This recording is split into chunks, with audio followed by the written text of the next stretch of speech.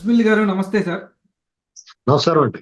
Sir ఎక్కడ విన్నా షర్మిల గారు జగన్ గారికి మధ్యలో ఆస్తి తాగాదా అంటున్నారు. నాకు ఒకటే డౌట్, 2009 ఎలక్షన్ అఫిడవిట్ లో వైఎస్ఆర్ గారు ఎన్ని కోట్ల ఆస్తులు పెట్టుంటారు? మహా అయితే నాకు తెలిసి కొన్ని వందల కోట్లే ఉండుంటాయి.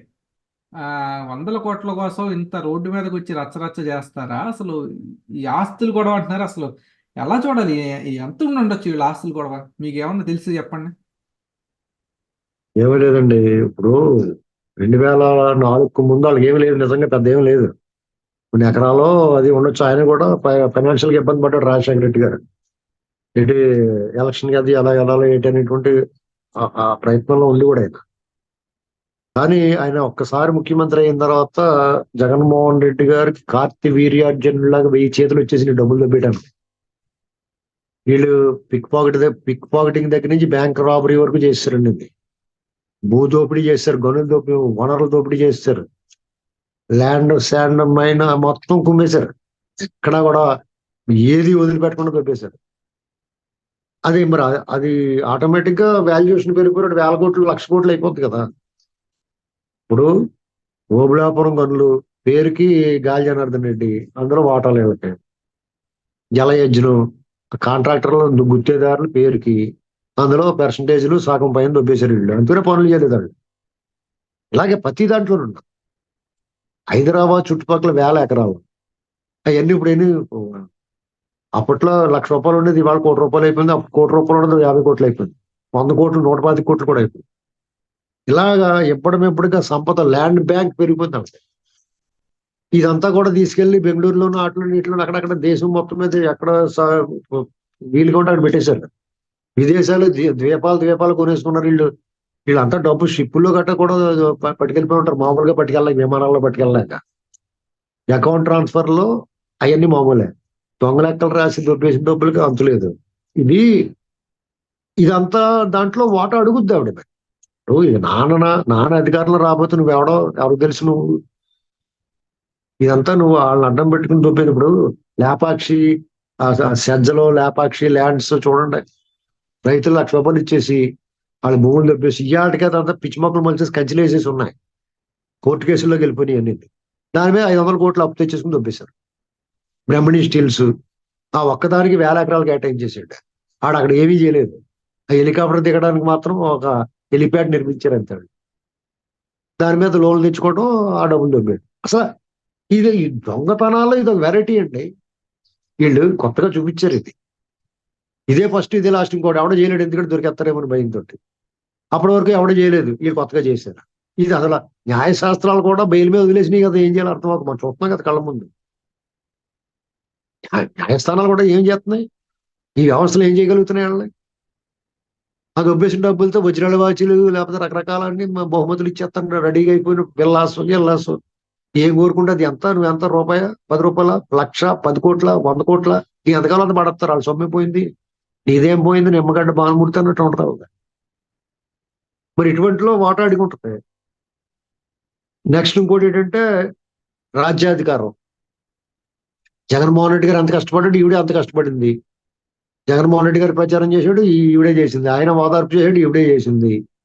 పైగా రాజశేఖర రెడ్డి గారు రాజన్న రాజ్యం తేవాలనుకున్నప్పుడు ఆయన ప్రయత్నం చేశాడు, ఈవిడే ప్రయత్నం చేస్తుంది. మరి అందులో రాజ్యాధికారంలో కూడా వాటా అడుగుతారు కదా, సహజంగానే ఇవ్వాలి కదా. అవన్నీ లేనప్పుడు ఇది ఇంట్లో రకరకాల ప్రాబ్లమ్స్ వచ్చేస్తాయి. అది కాకుండా వదిన మరదల్లో తల్లి కొడుకులు, అత్త కోడలు, ఎన్ని సమస్యలు ఉంటాయి కుటుంబంలో. అది కాకుండా ఇంకా హట్ చేసి మాటలు ఏమైనా మాట్లాడి ఉండొచ్చు. రాజీ కుదుర్చుకోవడానికి అవకాశం లేని విధంగా వ్యవహారం ప్రవర్తన ఉండొచ్చు. దాంతో ఆవిడ ఇంకా పగట్టేసింది అంతే. ఏదో రకం తెలిసి ఇన్నాళ్ళు చాలా 10 ఏళ్ళ పాటు ఒప్పుబట్టినట్టు. ఇప్పుడు చాలా కాదు, 2014లో కూడా షర్మిలకి ఏమి ఇవ్వలేదు కదండి. ఎక్కడ సీటు కట్టారు, అవకాశం ఇవ్వలేదు కదా. సర్లే అంటే అప్పుడు ఊరుకుంది. తర్వాత అప్పటి నుంచి అసంతృప్తి ఉంటుంది. మెల్లమెల్లగా కోతిపుండి బ్రహ్మరాక్షసి అయిపోయినట్టు అయిపోయింది. ఇవాళ ఇంక బయటకు వచ్చేసింది. ఆవిడకి మద్దతు దొరుకుతుంది. జగన్మోహన్ రెడ్డి గారు వీక్ అయ్యాడు కొద్దిగా. ప్రజలు కూడా ఆయన ఏం చేస్తాడో అని వెయిట్ చేయరు కదా. ఒకసారి చూసేసారు, అయిపోయింది. అతను సీన్ అయిపోయింది. మీరు ఏదో తినాలనుకుంటారు, అది తినేసిన తర్వాత ఇంకే కారం వచ్చేస్తాయి. అలాగే అయిపోయింది ఆయన పరిస్థితి. ఇప్పుడు ఈవిడ వంతు. ఇప్పుడు మళ్ళీ ఈవిడ మొదలెట్టింది. ఏమైనా ఒకటి మాత్రం మనకు తప్పదండి. ఈ వైఎస్ ఫ్యామిలీ, వైఎస్ నీడ ఈ రాష్ట్రం మీద పడినంత కాలం మన పరిస్థితి ఇంతే. ఇప్పుడు జగన్మోహన్ రెడ్డి గారు ఆ ముళ్ళుని తీయడానికి ఈ ముళ్ళు వచ్చింది కదా అనుకుని ఆనందపడకూడదు ఎవడం. కొంతవరకు అతను విమర్శిస్తుంది, వాళ్ళ ఇంట్లో మనిషి విమర్శిస్తుంది కాబట్టి ఆ విమర్శలు కొంచెం వాల్యూ వస్తుంది. అంటే ఇన్నాళ్ళ మల్నాటోళ్ళు లేదా ప్రతిపక్షాలు మాట్లాడిన మాటలకి ఏడానవుద్ది. ఓహో, వీళ్ళు చెప్పింది కరెక్టేరా బాబు, ఈవిడ కూడా అలా చెప్తుంది. తల్లి చెల్లె కూడా లేరు, చెల్లి కూడా ఓటేయని పరిస్థితిలో ఉన్నప్పుడు మనకేం చేస్తారో బాబు, ఇతను డేంజర్ రా బాబు అనుకుంటారు ప్రజలు. వాళ్ళకి అతని క్యారెక్టర్ అర్థం అవుతుంది అందరికి. కాబట్టి మనం ఈ షర్మిల గారి విషయంలో ప్రజలకైతే ఒక క్లారిటీ వచ్చింది. జగన్మోహన్ రెడ్డి గారు అలాంటి వాడు అనేటువంటిది ఆవిడ స్పష్టంగా ఇన్నాళ్ళు వీళ్ళు చెప్పారు. ఈవిడ స్టాంప్ వేసింది దాని మీద. డెఫినెట్ గా జగన్మోహన్ రెడ్డి గారికి మైనస్.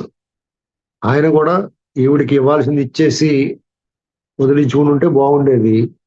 స్వార్థం ఇంత, ఈ సంపద అంతా ఏం చేసుకుంటారండి? మీరు ఏమన్నా, ఇప్పుడు మొన్న కరోనా వచ్చింది, అయిన వాళ్ళు బాగా కావాల్సి సొంత బిడ్డలు కూడా కంటి చూపు కూడా నోచుకోని పరిస్థితి ఏర్పడింది. ప్రకృతి తన విధ్వంసం మొదలెట్టిందంటే మనం ఇంతవరకు వస్తుండే వాటి ముందు రూపాయలు కానీ, మన సంపద కానీ, మన కీర్తి ప్రతిష్టలు కానీ, బాలసుబ్రహ్మణ్యం గారి పరిస్థితి ఏంటంటే అసలు లెజెండ్ కదా.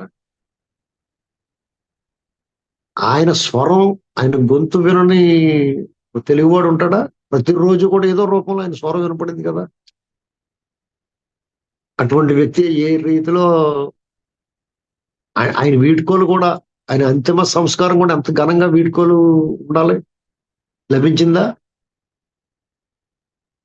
ఆయన కీర్తి ప్రతిష్టలో సంపద ఏదైనా అక్కడికి వచ్చిందా? అలాగనే మంది. కాబట్టి ఇప్పుడు వీళ్ళు 1,00,000 కోట్లు ఉన్నాయి, 1,00,000 కోట్లు తెచ్చి నీ కట్టి మీద వేసి కాల్చరు కదా.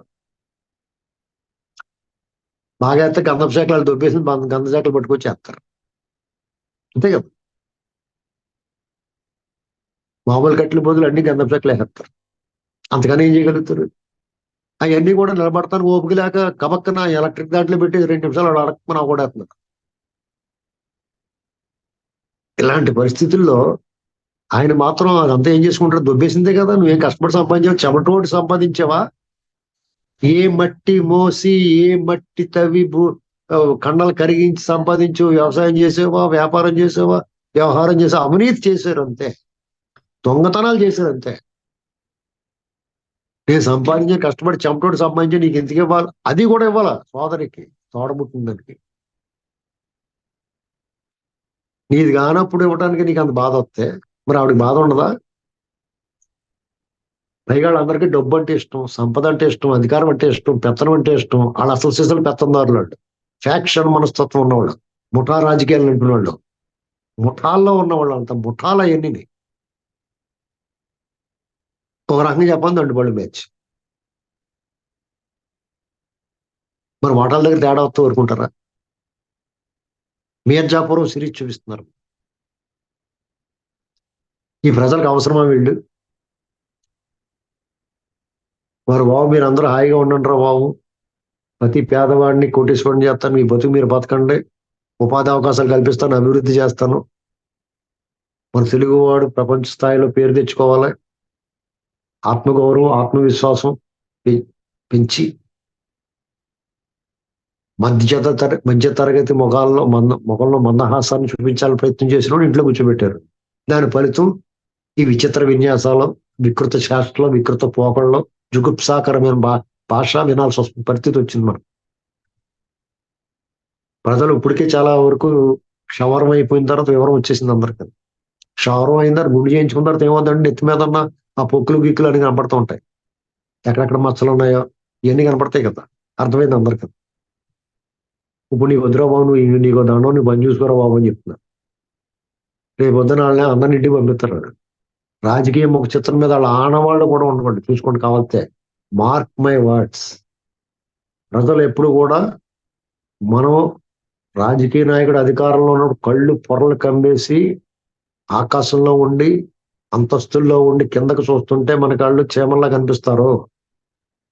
ఒక్కసారి వాస్తవంలోకి వచ్చి భ్రమలు వీడి భూమి మీదకు అడుగు పెడితే వాళ్ళే మన ముందు హిమాలయ పర్వతాల్లో కనిపిస్తారు. వాళ్ళని చేరుకోలేమనిపిస్తుంది, వాళ్ళని ఒప్పించలేమనిపిస్తుంది, వాళ్ళని మెప్పించలేమనిపిస్తుంది. నిరాశ నిస్పృహలతో కృంగిపోతాం, మనం వామురుల్లాగా అయిపోతాం, మరుగుజ్జు అయిపోతాం. ఈ రాజకీయ నాయకులు కానీ అధికారం మొత్తంలో ఉన్నవాళ్ళు కానీ అధికారులైనా విశ్రాంతి అధికారులకు బాగా అర్థమవుతుంది. ఈ వ్యవస్థలకు అధిపతులైన అటానమస్ పవర్స్ ఉన్నవాళ్ళు, స్వయం ప్రతిపత్తిని అధిపతులు ఎవరైతే ఉన్నారో వాళ్ళందరూ కూడా ఆలోచించుకోవాలి. వాళ్ళు ఎప్పుడైనా సరే మానవత్వం, మానవ కోణంలో, మానవీయ కోణంలో ఆలోచించాలి. చట్టాన్ని రాజ్యాంగం అనుకో, రాజ్యాంగం ఉంది కదా, చట్టం ఉంది కదా, దాన్ని అతిక్రమించకుండా వ్యవహరిస్తే వాళ్ళకే గౌరవం, ప్రజలకి మేలు జరుగుద్ది.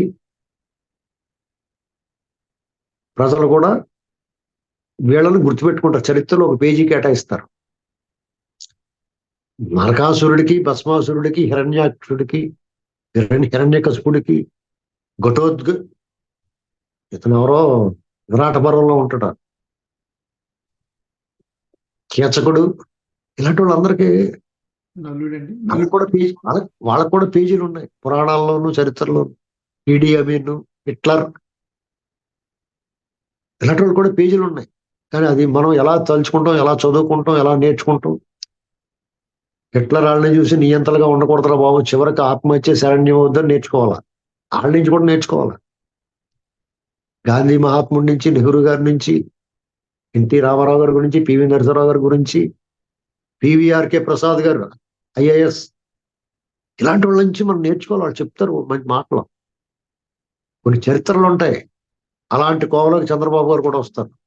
ఇవాళ ఆయన తెలుగు ఐకాన్ రాజశేఖర రెడ్డి గారు, ఆయన నుంచి కూడా కొన్ని నేర్చుకోవాల్సినవి ఉంటాయి. ఇలాగా చరిత్రహీనులుగా మిగలాలా, చరిత్రకారులు, చరిత్ర సృష్టించే వాళ్ళుగా ఉండాలనేటువంటిది ఆ రాజకీయ నాయకులు. ఈ వ్యక్తులు ఎవరైనా సరే, కొంతమంది వ్యక్తులు వాళ్ళ కుటుంబం గుర్తుపెట్టుకుంటుంది, కొంతమంది వ్యక్తులు ఆ గ్రామం గుర్తుపెట్టుకుంటుంది, కొంతమంది వ్యక్తులు ఆ జిల్లా గుర్తుపెట్టుకుంటుంది, కొంతమంది వ్యక్తుల జాతి మొత్తం గుర్తుపెట్టుకుంటుంది. అది కావాలి. ఇది శాశ్వతవాడిని, డబ్బు కానీ కీర్తి ప్రతిష్టలే ఉండాలి. అది మర్చిపోయి తాత్కాలికంగా రాగద్వేషాలు. జగన్మోహన్ రెడ్డి గారు వీరుడు, సూర్యుడు, తోపు తూర్పు అన్నారు, ఏమైపోయింది వాళ్ళ? ప్రతి గ్రామంలోనూ ఒక 50 మంది, 30 మంది వాలంటీర్లు ఉంటారు. ప్రతి నియోజకవర్గానికి వాళ్ళు ఒక 10,000 మంది, 15,000 మంది ఉంటారు, లేదా ఒక 5,000 మంది ఉంటారు. వీళ్ళందరూ కలిపి ఒక పార్లమెంట్ దాంట్లో పెడితే 25,000, 20,000, 10,000 మంది వాళ్ళే ఉంటారు. వాళ్ళే వస్తున్నారు మీటింగ్కి. ఎవడొస్తాడండి ఇంకా? అందుకని ఆయన సభలు వెలవెలపోతున్నారు. ఆ వాలంటీర్లు కూడా రాకపోతే బాగోదని వస్తున్నారు. కొంతమంది మా మా మా ఒంట్లో బాగోలు కానీ మా నాన్న వాళ్ళకేనని చెప్పేసి ఎగ్గొట్టేస్తారు కూడా వాళ్ళు. చంద్రబాబు నాయుడు గారు సభలు చూసారా? సెక్యూరిటీ జోన్ కూడా బ్యారికేడ్లు తోసుకుని వచ్చేస్తున్నారు జనం, అదుపు చేయలేకపోతున్నారు. దీనికి కారణం ఏంటనుకుంటున్నారు? చంద్రబాబు గారు సడన్ గా మార్పు ఇవ్వాలి, ప్రజల్లో వచ్చింది మార్పు. చంద్రబాబు నాయుడు గారు 2019 ఓటమి భారంతో ఘోర పరాజయం, పరాభవం పాలైన రోజున ఎలా ఉన్నాడు, ఇవాళ అలాగే ఉన్నాడు ఆయన. నేను ఇంత ఘోరంగా ఓడిపోవడానికి నేనేం తప్పు చేశానండి? ఒక ఆవేదన భరితమైన ప్రశ్న సంధించి ప్రజలకి ఇంటికి వెళ్ళిపోయాడు. తిరిగి మరుసటి రోజు తన పంతం చేసుకుని పోతున్నాడు, ప్రజల తరపున పోరాడుతున్నాడు, ప్రజల్లో ఉన్నాడు. ఆయన ఏం చేయడు జగన్మోహన్ రెడ్డి గారు? ప్రజలు ఇంత ఆదరించి కూర్చోబెడితే దోక్కున్నాడు, పరదాలు కప్పుకుంటున్నాడు, పచ్చి మోసం చేయడు, వంచన చేయడు, దగా చేయడు, కుట్ర చేసాడు, ఒప్పందాలని మీరాడు, మాట తప్పాడు, మడం తిప్పాడు. ప్రజలు గమనించరా?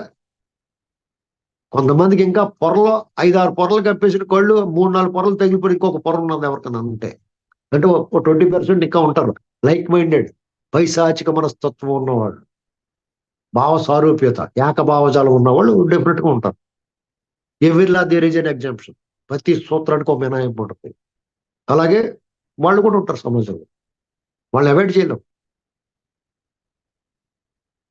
ఏమైనా రానున్న రోజులు మంచి రోజులు, ప్రజలకి ఒక మార్పు వచ్చింది. ఆ మార్పు కూడా నిర్దిష్టంగా, సాలిడ్ గా, కాంక్రీట్ గా వీడికి దండంరా బాబు, వీడు వద్దురా బాబు అనుకుంటున్నారు. అంతే, సింపుల్. అలాగే షర్మిల గారు కూడా ఆవిడకి కూడా బాగా అర్థమైంది. తమ్ముడు తనవాడైనా ధర్మం ధర్మమే. తన అన్నగారు సొంత తోడబుట్టినాడైనా సరే దుర్మార్గాన్ని సహించలేకపోతే అంతవరకు ఆవిడ మెచ్చుకోవచ్చు. అంతేగాని ఆ ముళ్ళని తీయటానికి ఈ ముళ్ళు ఉపయోగపడింది, కానీ ఈ ముళ్ళని తీసుకుని జైల్లో పెట్టుకుంటారని వెళ్ళి గుంజుకుపోతాయి. జాగ్రత్తగా. ధన్యవాదాలు సార్ అడిసిమల్లి గారు.